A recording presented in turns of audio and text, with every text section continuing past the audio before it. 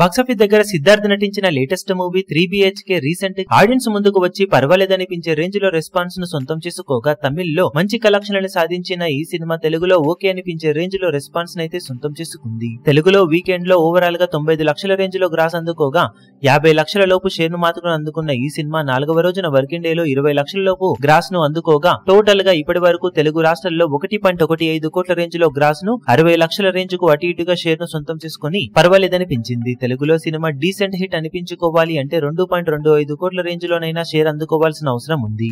ఇక 4 రోజుల్లో cinema world wide గా సాధించిన కలెక్షన్లను గమనిస్తే తమిళనాడులో 5.2 కోట్లు, తెలుగు రాష్ట్రాల్లో 1.15 కోట్లు, కర్ణాటక రెస్ట్ ఆఫ్ ఇండియాలో 1 కోటి, ఓవర్సీస్ లో 1.05 కోట్ల రేంజ్ లో గ్రాస్ అందుకోగా వరల్డ్ వైడ్ గా 8.40 కోట్ల రేంజ్ లో గ్రాస్ ను 4.15 కోట్ల రేంజ్ లో షేర్ ను సొంతం చేసుకుంది ఈ సినిమా. వరల్డ్ వైడ్ గా సినిమా డీసెంట్ హిట్ అనిపించుకోవాలి అంటే మినిమం 9 కోట్ల రేంజ్ లోనైనా షేర్ అందుకోవాల్సిన అవసరం ఉంది. తమిళ్లో స్టడీగా కలెక్షన్లను ఇలాగే కొనసాగించి తెలుగులో కూడా డీసెంట్ హోల్డ్ ను ఈ వారంలో చూపించగలిగినట్లయితే బాక్సాఫీస్ దగ్గర లాంగ్ రన్ లో సినిమా డీసెంట్ హిట్ దిశగా వెళ్లే అవకాశం ఉంటుందని చెప్పవచ్చు. మరి బాక్సాఫీస్ దగ్గర సినిమా మిగిలిన రన్ లో ఇప్పుడు ఎలాంటి కలెక్షన్లను దక్కించుకుంటుందో చూడాలి.